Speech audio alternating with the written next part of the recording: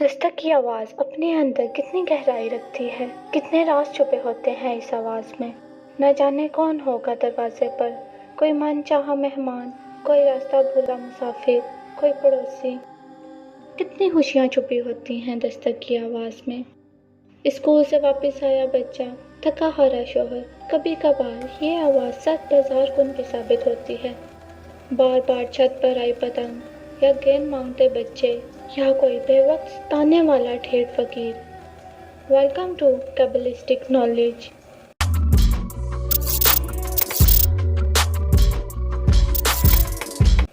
تو ویڈیو میں آگے بڑھنے سے پہلے آپ سے گزارش ہے کہ اس ویڈیو کو لائک اور کمنٹ کریں اور چینل کو سبسکرائب کریں۔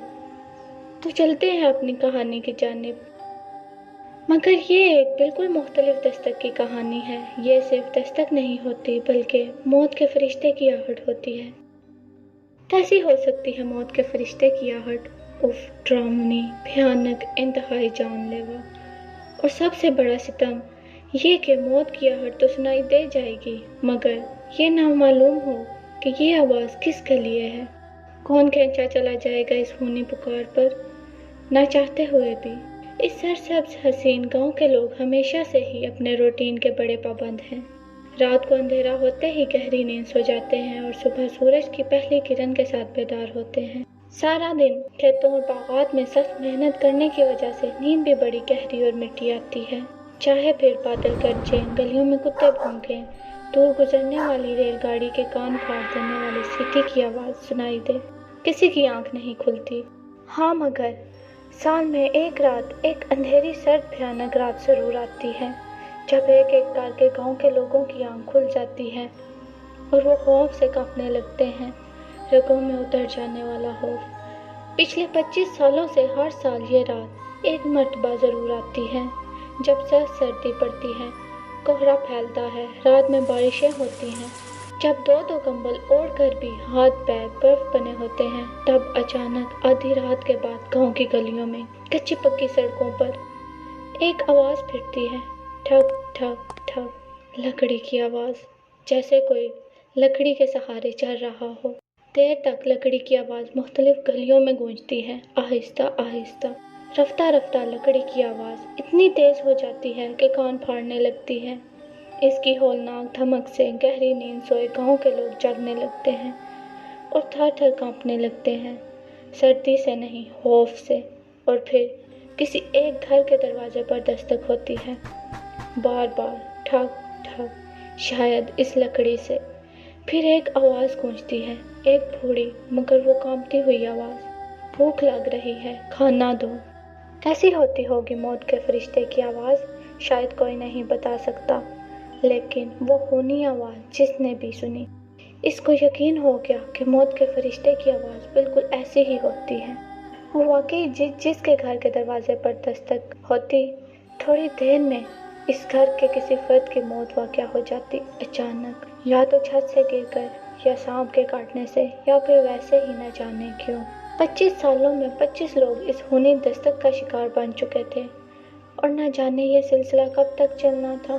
جو ان 25 میں پیدا ہوئے تھے یا 25 سال پہلے، وہ تو ناسمجھ تھے، وہ تو اس کی وجہ سے لا علم تھے، مگر جو لوگ اس وقت سمجھدار تھے، ان کو خوب اندازہ تھا کہ یہ ایک سزا ہے، طویل سزا، شاید کبھی نہ ختم ہونے والی سزا۔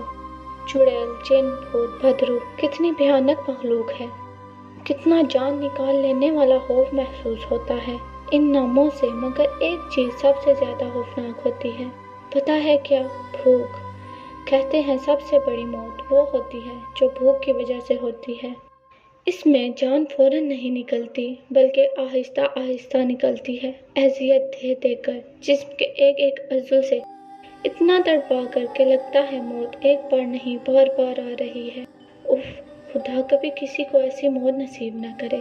اس گاؤں کے لوگ بڑے پیارے تھے، محنتی، جفاکش، مرد کھیتوں اور باغوں میں کام کرتے تھے، اور عورتیں گھروں میں اپنی مرغیاں، بکریاں، بھینسیں پالتی، ان کا دودھ بیچتی، اور کچھ اپنے گھر میں اپنے بچوں کے لیے رکھ لیتی۔ پھلوں کی بہتات تھی، صاف و شفاف جھرنے کا پانی، کھلی فضا اور خالص خوراک، سب گاؤں والوں کے چہروں سے چھلکتی تھی۔ मगर गोरे खूबसूरत लोगों में एक बात मुश्तरका थी, हमेशा से ही सबके दिल बहुत तंग थे। जी हाँ, सबके, न जाने क्यों। अगर कोई रोटी का टुकड़ा, कोई दूध का कप, कोई बचा कुचा फल अगर मौजूद है तो कल काम आ जाएगा। हमारी मेहनत की रोटी पर सिर्फ हमारा हक है। कोई भूखा है तो हुआ करे हमारी बला से। मुश्तरका सोच। गुल जाना बीबी बेचारी के सिर्फ नाम ही में गुल था, बाकी तो पूरी जिंदगी कांटों से भरी पड़ी थी। जब पैदा हुई तो माँ को अपनी आंखों पर यकीन न आया। 3 चांद जैसे खूबसूरत बच्चों के बाद इतनी काली रात जैसी छोटी बेटी। कंट्रोल करते हुए किसी उम्मीद के तहत इसने बच्ची का नाम गुलजाना रख दिया। कहते हैं कि नाम का इंसान की जिंदगी पर बड़ा गहरा असर पड़ता है। शायद गुलजाना की माँ ने भी यही सोचा होगा, मगर गुलजाना ने इस कहावत को बिल्कुल गलत साबित कर दिया, शक्ल से भी और अपनी किस्मत से भी। चंद साल की ही थी जब सहेलियों के साथ आग मचोली खेलते हुए पैर में शीशा घुस गया। इतना गहरा जख्म लगा कि सालों गुजर गए मगर जख्म ना भरा। 1-2 बरस बरस पहले फिर गांव की जिंदगी क्या हाक इलाज होना था। चंद घरेलू टोटकों के बाद घर वालों ने मायूस होकर इसे इसके हाल पर छोड़ दिया और गुलजाना बेचारी जिंदगी भर के लिए माजूर हो गई। है, शीशे का इतना कसूर भी नहीं था। गुलजाना की तकदीर में ही जख्म रकम थे, कच्चे रस्ते हुए बहते जख्म।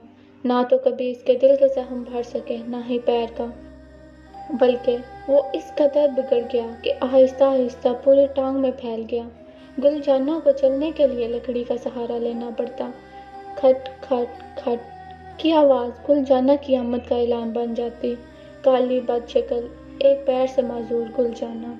कई महीनों से पड़ती सर्दी आज तो सख्त तरीन हो गई थी। सुबह से बार बार हल्की फुहार भी पड़ रही थी।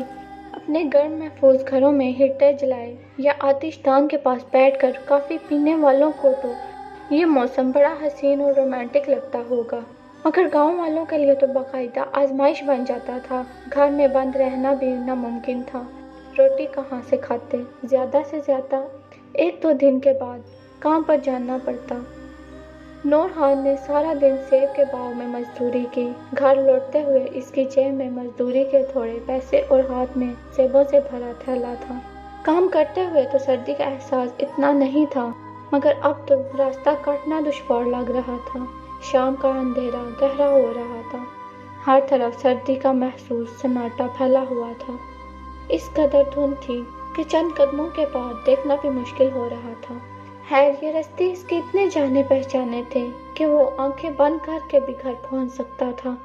अरे, इसको सख्त हैरत हुई। तुम कौन हो? रास्ते में सड़क के बीचों बीच कोई घुटनों में सर दिए बैठा था। कोई बच्चा। बच्चे ने आहिस्ता से सर उठाया। फूल जैसा चेहरा, सेब की तरह लाल गाल और वीरान आंखें। वो चंद लम्हे अपनी वीरान आंखों से नूरहान को घूरता रहा। फिर इसके मुंह से बड़ी मुश्किल से अटक कर चंद अल्फाज निकले। भूख लगी है, खाना दो। नूरहान ने बेसाख्ता अपने सेबों से भरे थैले को छुआ। नहीं नहीं, दूसरे ही लम्हे इसने इरादा बदल लिया। अगर कल काम पे ना जा सका तो बच्चे फल ही खा लेंगे। इसने जल्दी से थैला पीछे कर लिया। बच्चे को मुफ्त मशवरा देते हुए वो अपने रास्ते पर चल दिया।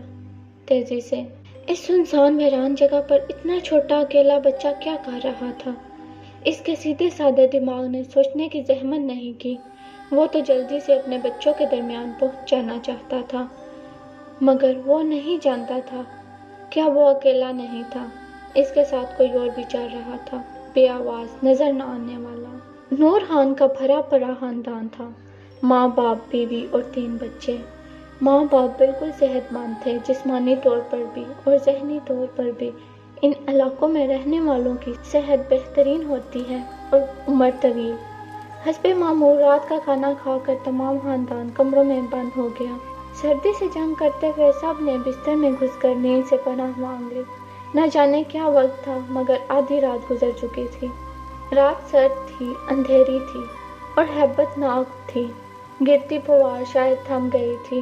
दूर से आती ट्रेन की आवाज़ ने चंद लम्हों के लिए सन्नाटे को तोड़ दिया, मगर माहौल को मज़ीद डरावना कर दिया। अचानक पत्थरों से बने रास्तों पर एक आवाज़ गूंजने लगी, ठक ठक ठक, जैसे कोई लकड़ी के सहारे चल रहा हो। رفتہ رفتہ آہستہ آہستہ آواز تیز ہوتی گئی، اتنی تیز کہ کان پھاڑنے لگی۔ گاؤں کے لوگوں کی آنکھیں کھل گئیں اور دل دھڑکنے لگے شدید خوف سے۔ ایسا لگ رہا تھا جیسے لکڑی کی آواز نہیں آ رہی ہو، طبلِ جنگ بج رہا ہو، موت کا بلاوا آ رہا ہو۔ کس کو؟ دیر تک آواز مختلف گلیوں میں گونجتی رہی، لوگوں کی سانس سینوں میں کھٹتی رہی۔ پھر ایک دروازے پر زور سے دستک ہوئی، بہت زور سے۔ گھر والوں پر سختہ طاری ہو گیا، دل خوف سے پھٹنے والے ہو گئے، سوائے نورخان کے۔ اس نے زور سے پوچھا، بھوک لگی ہے، کھانا دو۔ ایک مگر بھیانک آواز سنائی دی۔ نورخان جیسے نیند میں چلتا ہوا دروازے کی طرف بڑھنے لگا۔ اوئے نورے، رک جا بیٹا، رک جا۔ اس کے باپ نے گھبرا کر اسے روکنا چاہا، مگر نورخان تو جیسے ٹرانس میں آ چکا تھا۔ وہ جھومتا جھومتا اپنے بستر سے نکل کر دروازے پر پہنچ چکا تھا۔ وہ اپنے گھر والوں کی چیخو پکار سے بے نیاز دروازہ کھول چکا تھا، مگر دروازہ کھلتے ہی اس کی مدہوشی یکلحظ ختم ہو گئی۔ وہ پاگلوں کی طرح چیخنے لگا، پلٹ کر واپس گھر میں جانے لگا، مگر شدید ٹھوکر کھا کر گر پڑا۔ صحن میں پڑی اینٹوں سے اس کے ماتھے پر اتنی تیز چوٹ لگی کہ خون کا فوارہ ابلنے لگا۔ دروازے پر کھڑی مخلوق نے اطمینان سے یہ سارا نظارہ دیکھا اور پھر واپس مڑ گئی۔ ٹھک ٹھک ٹھک، اس کی لکڑی کی آواز آہستہ آہستہ بالکل مدھم ہو گئی۔ بابا نورخان کی بیوی نے زور زور سے روتے ہوئے نورخان کے باپ کو آواز دی، جو سکتے کے عالم میں کھڑا کا کھڑا رہ گیا تھا۔ بابا، آپ کسی کو بلاؤ، نورخان کو ہسپتال لے کر چلو۔ نہیں زرینہ، انور خان اب اس دنیا میں نہیں رہا۔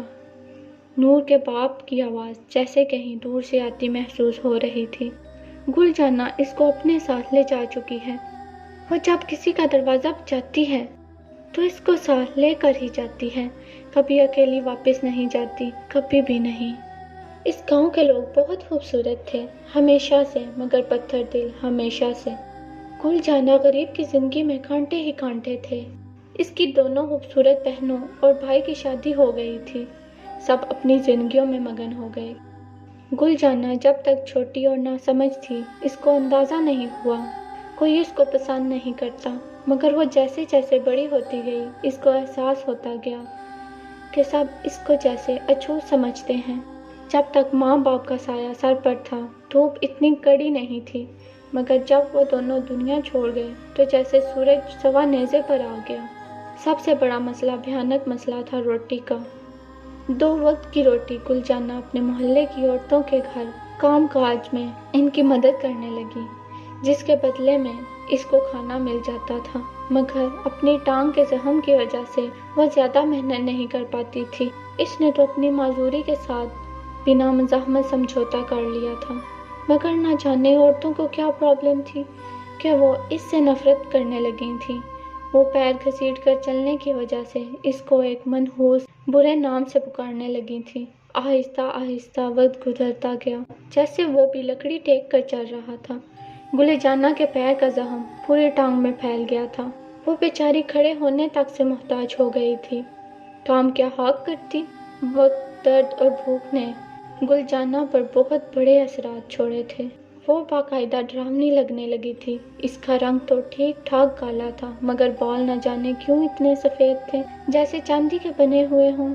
سردی میں تو اس کے پیر کا درد دگنا ہو جاتا تھا، اس سے چلا پھرا بالکل نہیں جاتا تھا، مگر بھوک شدید درد کو ہرا دیتی اور وہ کھڑی ہو جاتی اور لکڑی گھسیٹتی ہوئی کسی نہ کسی گھر کا دروازہ بجا دیتی۔ ٹک ٹک ٹک، بھوک لگی ہے، کھانا دے دو۔ گل جانہ کے دونوں بہنیں اتفاقاً بہت دور بیاہی گئی تھیں، ورنہ شاید یہ کہانی نہ بنتی۔ بھائی اس کا سگا تھا، مگر بھابھی غیر اور بد لحاظ، اس کو وہ گل جانہ سے چڑ تھی، اس کی لاٹھی کی آواز سے نفرت، وہ سخت فہمی بھی تھی۔ اس کو خوف آتا تھا کہ کہیں اس کی پھول جیسی بچیوں پر ان کی منحوس پھپھی کا سایہ نہ پڑ جائے۔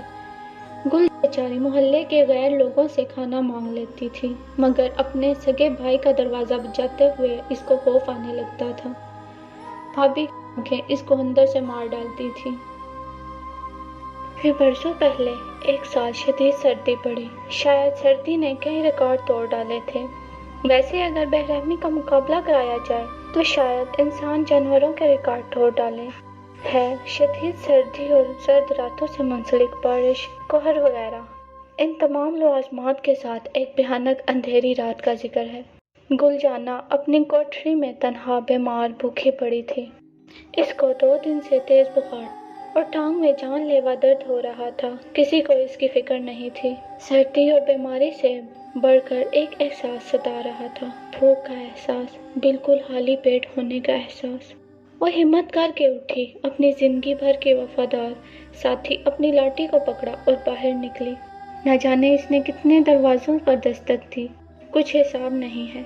गांव वाले तो बेखबर सोते रहे। सुबह जब गुलजाना के भाई की आंख खुली तो वो इसके दरवाजे के आगे गिरी पड़ी हुई थी और हर तकलीफ से बहुत बहुत दूर जा चुकी थी। न जाने इसने अपने भाई का दरवाज़ा बजाया भी था या नहीं। भाभी के डर से हिम्मत नहीं हुई होगी, कोई नहीं बता सकता।